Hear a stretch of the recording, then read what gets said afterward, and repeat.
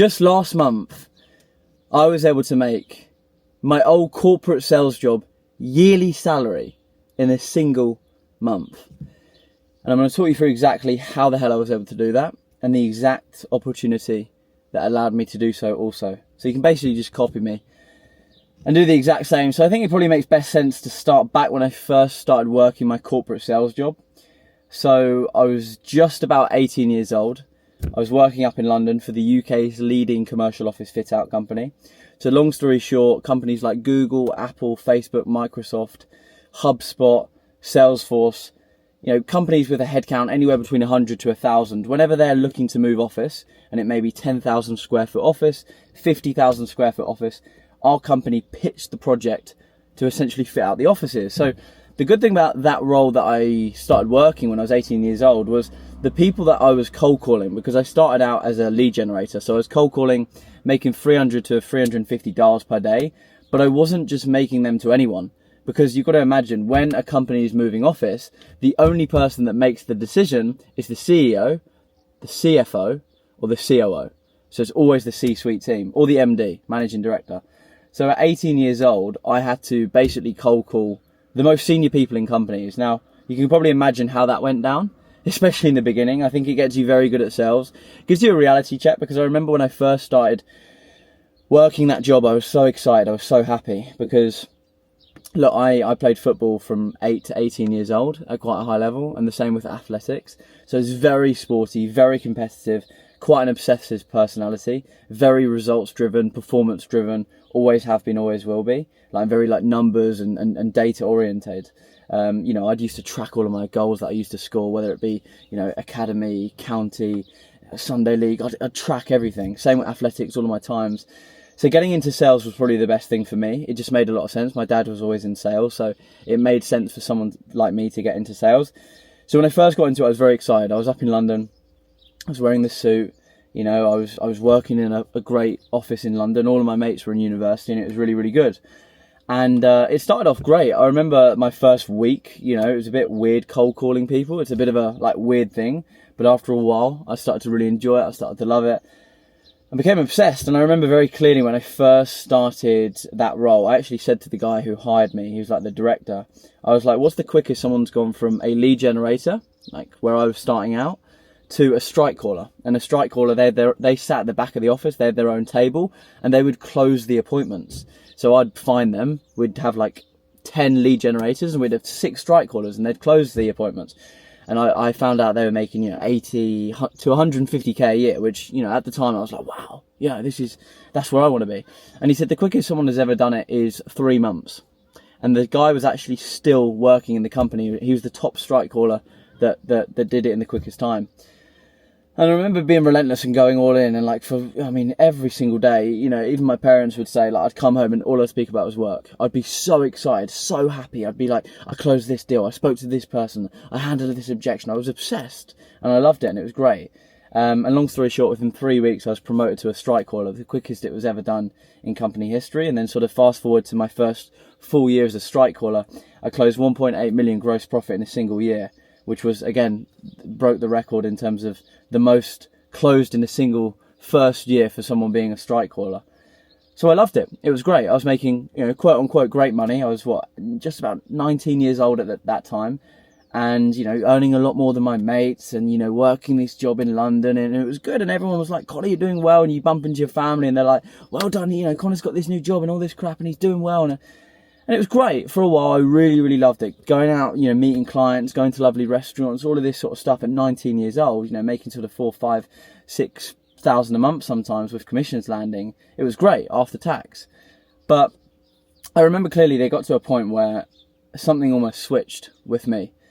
And, one thing I'd always do when I was working that corporate sales job, I listened to a lot of podcasts. So, back when the Diary of the CEO came out, this is 4 years ago now, 3 years ago. I listened to it. Not now, everyone listens to it, but back then, Richard Branson was on it, John Caldwell was on it, the founder of Phones for You, James Smith. I remember listening to that podcast very well.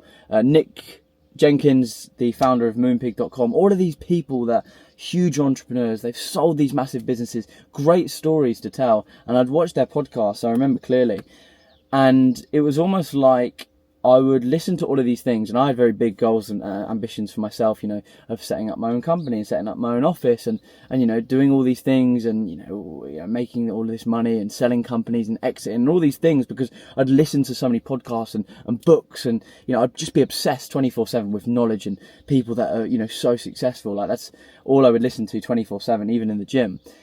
But then all of a sudden, like, my reality was so far away. Like, I'd listen to all of these podcasts, but then I'd get back to dialing the phones, and I'd be around these people that are 25, 30, 35, 40 years old, and their mindset just wasn't serving me. Like, you know, they were nice people, but their mindset was so negative. Like, it was always, you know, something was against them, or they were blaming other people for why they are where they are, or they thought everything online was a scam, or they think you can't make loads of money without doing something dodgy, and all these things, and all these limiting beliefs around me from working in that 9-to-5 sales job with these people. And it sort of started to rub off on me a little bit. And I remember, you know, it was such a big thing for me listening to, you know, these podcasts, because it opened my eyes to realise there's so much more out there. You know, there's companies that you can sell for millions. There's businesses you can build. There's risks you can take. There's things you can create. There's you know, products you can create. There's things you can test. There's so much in the world to do. And you listen to all of these top entrepreneurs, and I'd walk to the office in London and it would grain on me more. And look, on paper I was earning a great salary, right? But I think it wasn't necessarily that it was bad, my situation. It was just compared to where I wanted to be in life, the things I wanted to do, the achievements I wanted to do, and the, you know, everything I wanted to do. It was just so far away. It just didn't make sense, me just working a normal, above average corporate sales job in London. And I began to hate it. I began to hate my situation. I began to hate the cap commissions, the long sales cycle, the high tax rate, the micromanagement, the office politics, the mindset of the employees and the colleagues around me. You know, everything started to grain on me. Like, no matter how hard I worked, they were never going to pay me 10, 20, 30k a month in my 20s after tax. That's not how the corporate world works. And I think it was at that moment where I almost realised that, you know, no one's going to save you. And I think for a while, when you're a bit younger, you think something's magically going to happen. No, I'm going to get given this, I'm going to get given that. But no one is going to save you. Like, you have to do it yourself. And I remember thinking that, and I was like, shit, like, if I keep staying in this corporate sales job, I'm just going to end up like these guys. And it's the truth. And I'd say that to anyone watching this, like, you know, if you want to almost time travel, look at the people 5, 10, 15 years older than you. How much money do they make? What's their happiness like? What's their freedom like? Their relationship with their parents, with their kids, with their partner? Would you want that? And if the answer is no, you need to do something. Because if you continue doing what you're doing, you are going to end up like them. There is no surprises like, how did I get here? How did I get here at 30 years old only making 6-8 grand a month? Well, guess what? You kept doing what you were doing and you didn't take any risks. So I knew I needed to change, but it really did used to grind on me. And I see these things online and I'm like, I know the way to do it is online, but I see e-com, Amazon FBA, trading, never made sense for me. I was always a sales guy, always have been a sales guy. That is like me, that's my characteristics. You know, it's like sport, for example. Like, football was a sport for me. Athletics was a sport for me. I was very quick, okay? So I got into athletics. So it was a sport for me. Tennis, I'm good at tennis, but it wasn't the sport for me. Cricket, I'm good at cricket. It wasn't the sport for me. And I think that was the same with these other online opportunities. But, you know, long story short, I won't get into it in this video, but I set up an agency when I was at that corporate sales job. I set up an agency which was a bit of a grey area. It was a lead generation appointment setting agency, which was to do with the industry I was in, so I shouldn't have really done it. And obviously, long story short, you know, I was fired from my job because my company found out what I was doing. And I went back to zero, and I had zero income, and that was that. And I had the ability to go out there and, you know, my dad said to me, I want you to call up all the CEOs in the industry and say, you want to work for them, and this is my experience, these are the numbers that I've done. And I called them all, and I had interviews with them within a week. And I went into London, and I was offered really, really great salaries, incentives, and bonuses for these corporate sales jobs. And I was about 20 years old at the time, and they were really big bonuses and salaries. And I remember going into London, and but I just found out about remote high ticket closing. I saw a video about it and I was like, what the hell is this thing? Where's this been? You know, if there was almost a perfect business model for me, it would be this, remote high ticket closing. It made sense. It was, you know, I'm doing what I'm already good at, sales. I'm closing calls from my laptop. I'm being paid for my performance. I can set my own calendar and I can make 10, 20, 30,000 a month if I'm good and on a great offer. Wow, this is the perfect thing for me. This is like, you know, it was almost like a sign. And yeah, I remember going into those meetings and coming back from London off all of those 3 interviews, and I just remember saying to myself, I'm never doing this again. I'm never going into London and just doing that bullshit. Getting on the train, doing the commute, looking at all these miserable people, just accepting average, just accepting, that above average 200, 300k a year, get an average house, get an average car. And look, if you're happy with that, that's absolutely fine. Like, I want to make something clear. Like, if you're happy with that, I'm not here to say, oh, that's bad. If it's something you're happy with, absolutely fine. But I know for like a lot of people, they settle for things that they're not happy with. Because I saw it on the train into London. I see these 30, 40, 50-year-old guys making 200, 300k a year, but they're miserable. Monday, Tuesday, Wednesday, Thursday, I used to see them on the platform and they were miserable. And it's like, what story are you going to tell when you're 60 years old? To your kids, to your grandkids. What did you do? Oh, I just got a job and I worked my way up the corporate ladder and I just, I retired and that's that. And now I've got a pension. What a boring life. Because I think that was the thing for me, I won't go off topic too much, but listening to those podcasts of Richard Branson, John Caldwell, Nick Jenkins, all of these people, it's like you create businesses, you create stories, you take big risks, impact, all of these stories that you can sit down at 60 years old and go, people are on the edge of their shit seat, like, wow, what a story, what a life that guy's lived, and sometimes it's not necessarily like, obviously it depends who you are as a person, but I'll look at it on the flip side. And do you know what? It's sometimes just not about making a ton of money. I think it's sometimes about, living a fulfilled life that you want to live and having stories and creating great things, great products, great companies, great teams, and people saying great things about you as well. I think that's another big thing. But anyway, long story short, I said I was never going to do that again, go back to that corporate sales job, and I went all in on remote high ticket closing. I invested into a mentor and I was like, this is going to work. I'm going to give myself 90 days. My dad was against it. My mum was somewhat supportive, but a lot of people around me were like, what are you doing? You're listening to this guy in America. Are you crazy? And I went all in, and I had a very expensive holiday booked with my girlfriend in 60 days, a very expensive holiday that I needed to pay for, and I wouldn't have been able to if it didn't work. And I made it work. And I landed a interview within 11 days. I landed an offer within 18 days, an Airbnb coaching offer. So I was selling a $5, $10, $35,000 coaching program, and I was making 15% commission for every call that I closed that was booked into my calendar. I was taking 8 to 10 calls per day, 7 days a week. In that first full month of me transitioning into a remote high ticket closing, I made $21,878 in commissions. Fully online, 100% remote, all me, no one else. Paid for my performance and not for my time. 0 handouts. And that was that. And I went all in. And the rest was, I did that for 2.5 years straight, back to back. I was the top performing sales rep on the biggest, across the biggest info sales teams, or the coaching businesses, should I say, across the entire industry. Month after month, I'd close 150,000 to 250,000 month after month and make 10 to 15% commission. And I could go to Marbella, I could go to Ibiza, I could go to Dubai, and I could do these trips how I wanted to. On my schedule, how I leave when I want, okay? I go out there when I want. I choose my dates, okay? I choose the restaurants that I go to, and it's not necessarily the materialistic things, but I think it was also, spending more time with my parents as well. That was another thing, spending more time with people around me, whether it be my girlfriend, for example, just being a happier person. I was a happier person making that transition because it was eating me alive working that corporate sales job, knowing that I was meant for so much more. Like, I saw myself in such a different light. Like, Connor almost 2.0. This is your life. This is your version. This is the standard you have, Connor, but you're not living it. You're accepting average, or above average, should I say. And I did that for 2.5 years straight. And then, long story short, I set up, obviously, Capital Closer, my coaching business, where I help 9 to 5 sales guys do exactly what I did myself. Transition into remote high ticket closing, land the remote high ticket closing role, and scale to 8, 10, 15, 20, 30,000 a month through high ticket closing, and transition fully out of their 9 to 5 sales role, 100% online.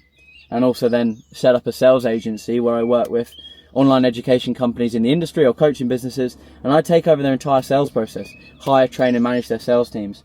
So I've got about 4 sales teams at the moment that I manage, as well as obviously running Capital Closer as well, which we're growing big time now. And that has ultimately, what I'm getting at, is allowed me to make my old yearly corporate sales job salary in a single month. Me learning remote closing, like now being able to start Capital Closer, now being able to start my sales agency, all came from learning remote high ticket closing, learning the skill of sales, learning influence, persuasion, how to actually challenge people. And it all came from that. But it also came back, from the belief of just, you've got to go all in. Because there were so many times where I'd sit in that office and I'd sit there and I'd be working my arse off and I'd be looking out at grey, miserable London thinking, is this it? I'm meant for so much more. And I know this sounds a bit like, people can say it's egotistical and arrogant, but, my name, my name is meant for so much more than this bullshit. I'd look at my name and I'm like, is this what I'm settled for? I've settled for this corporate sales job, this above average bullshit of earning 5k a month and just living the one thing I never want is, when and it's not even from a other people's opinion standpoint, but, when people talk about you and they go, oh, he's doing all right. Oh yeah, he's doing well. He's getting on okay. He's doing decent. Fuck that. When people talk about it, it's like, yeah, what he's doing is crazy. He's on another level. He's doing this, but you can't have those things said without putting in the work, and I think for so long I was a bit delusional thinking, oh yeah, I'm going to get there just working a corporate sales job. But you need to understand that working that vehicle is never going to allow you to do it. I mean, like, if I think about it now, how long would it have taken me to, never. I would never have been able to earn what I made last month in a corporate sales job. Ever. It'd be impossible take home after tax to earn that. Absolutely impossible. And I remember very clearly as well, before I just wrap up here, I remember very clearly my old boss, my managing director, said to me when he fired me, the issue with you, Connor, is you think it's easy to make money. Or no, not that. He said, you think you can make money quickly. You think making money online is real. You think you can have it quick. It takes decades to get to where I've got to. And he's making about 300k a year at 30 years old. It takes decades. You think you can make money quickly. You think this online thing really works. And it's times like this, it's like,